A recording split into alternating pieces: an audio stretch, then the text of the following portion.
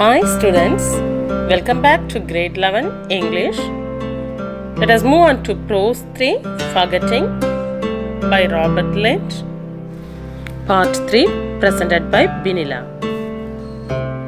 Take your textbook, Unit 3, Prose, Forgetting.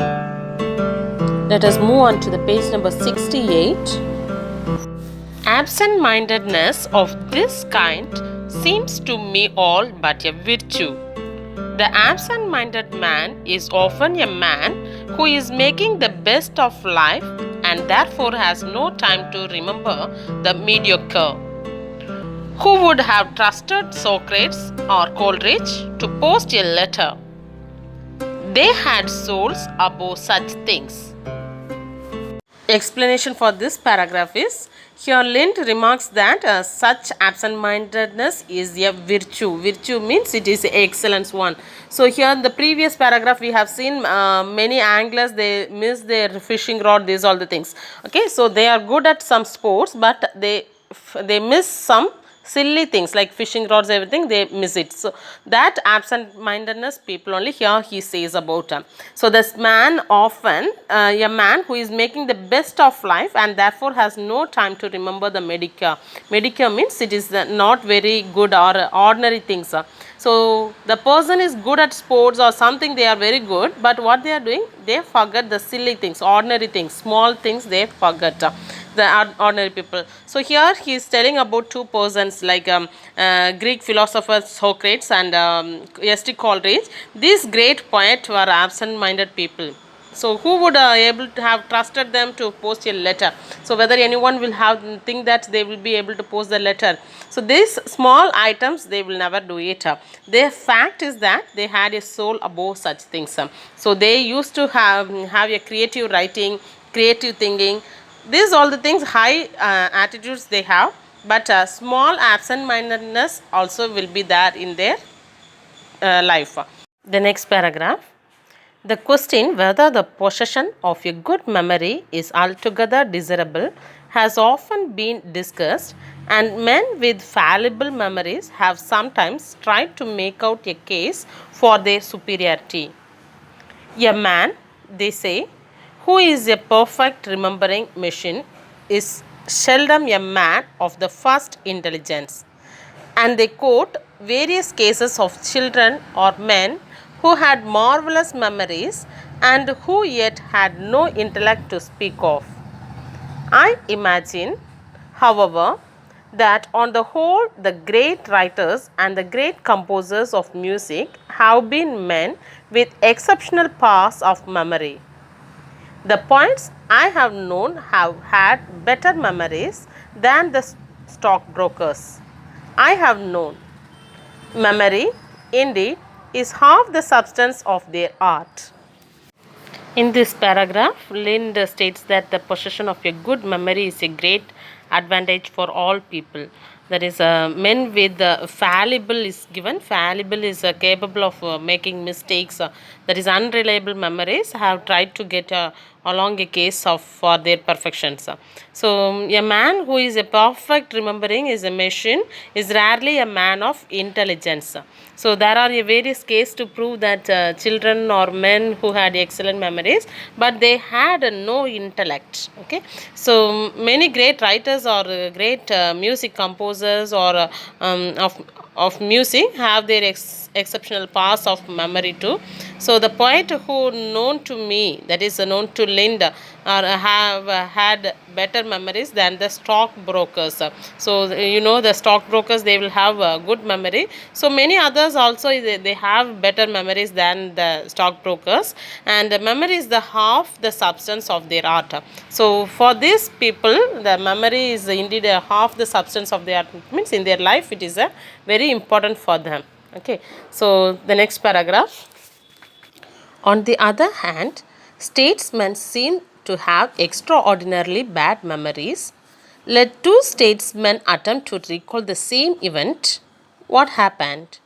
For example, at some cabinet meeting, and each of them will tell you that the other's story is so inaccurate that either he has a memory like a sieve or is an audacious perverter of the truth.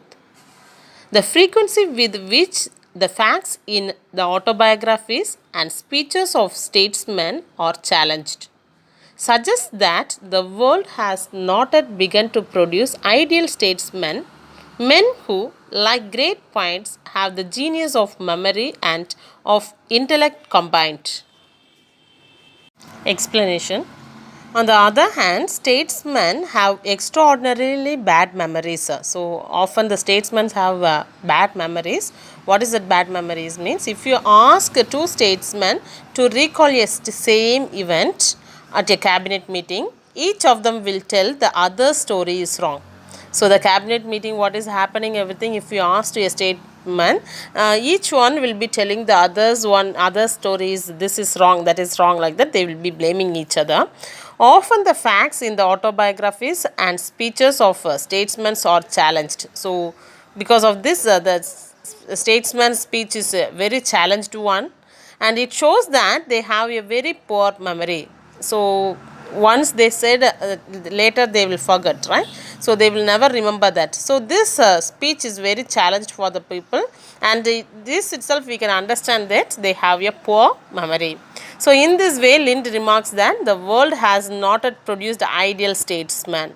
Okay, so yeah, it is sure that ideal statesman is not yet produced in the world, and who have the combination of genius, memory and intellect. Next paragraph. At the same time, ordinarily good memory is so common that we regard a man who does not possess it as eccentric. I have heard of your father who, having offered to take the baby out in a perambulator, was tempted by the sunny morning to pause on his journey and slip into a public house for a glass of beer. Leaving the perambulator outside, he disappeared through the door of the saloon bar.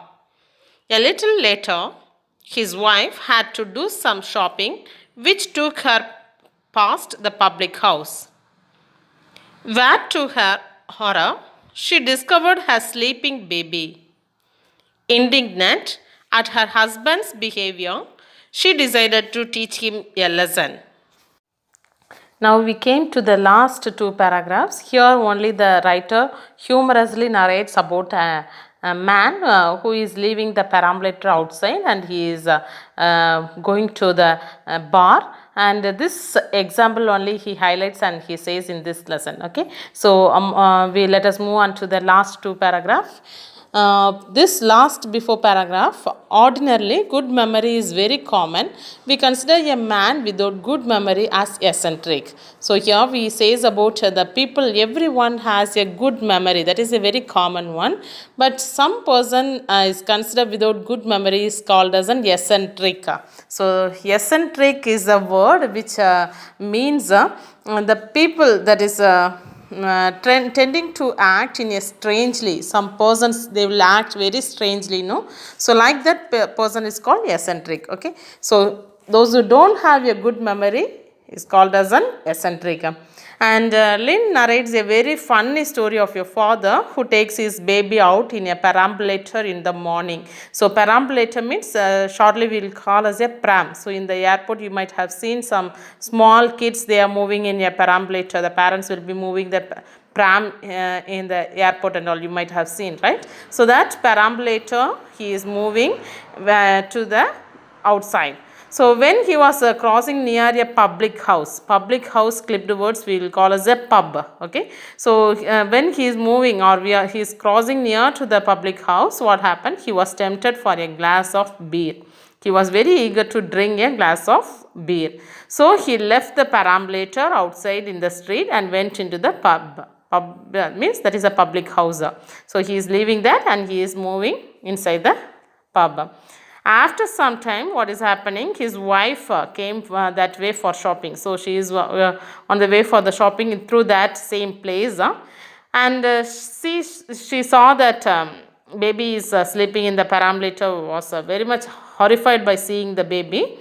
She was so angry with her husband that she decided to teach him a lesson and wheeled away the perambulator. She took away the perambulator with her, and she thought we must teach a lesson for his for her husband, like that he thought, and She thought and she went home with the perambulator. Okay, so let us move on to the next paragraph. She wheeled away the perambulator, picturing to herself his terror when he would come out and find the baby gone. She arrived home, anticipating with angry relish the white face and quivering lips that would soon appear with the news that the baby had been stolen. What was her vexation, however, when just before lunch her husband came in smiling cheerfully and asking, "Well, my dear, what's for lunch today?" Having forgotten all about the baby and the fact that he had taken it out with him. How many men below the rank of a philosopher would be capable of such absent-mindedness as this? Most of us, I fear, are born with prosaically efficient memories. If it were not so, the institution of the family could not survive in any great modern city. In this last stanza, now the mother, that is, she expected that her husband would come trembling and would tell that their baby had been stolen, like that she thought. But to the contrary, what is happening here? At lunchtime, he came, the husband came. He came home smiling very cheerfully because he forgot everything. And he is asking to his wife, he asked his wife what was the lunch for the day. Okay, he was completely forgotten all about his child and the perambulator, what he has left in front of the pub, everything he completely forgets. So this is the forgetting. Okay, so nobody will be like this, right? Okay, forgetting the child in the perambulator and going home very cheerfully, no one will be there. So this is the highlight humorous in the story. And now Lind remarks that very few men below the rank of a philosopher would be capable of such absent-mindedness as this man in the story. And he concludes that most of us are born with ordinarily efficient memories. Okay, that is why the institution of the family survives in any great modern city. If now the city has changed and many people they survive, right? Thus, Lind says most of us are born with prosaically efficient memories and also with the absent-mindedness. Many people are there. Okay, so that is given in this Forgetting by Robert Lind. Okay, do you know?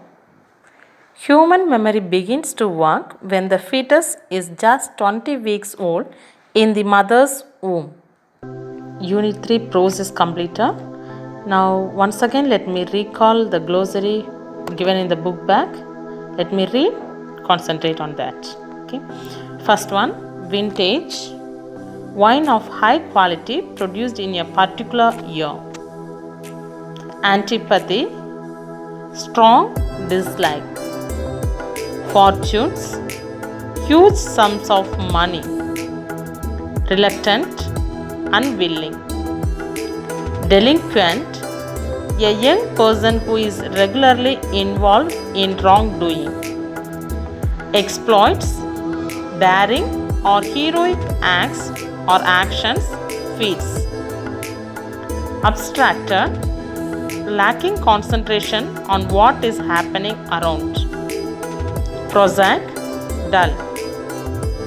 Media, not very good, ordinary. Fallible, capable of making mistakes. Sieve, strainer or filter. Audacious, bold and daring. Eccentric, tending to act strangely. Indignant, being very angry. Quivering, trembling, shivering. Vexation, irritation, annoyance. Okay, so book back glossary is completed. In the next video, let me go for your book back exercise. Complete the homework, question answers given in the book.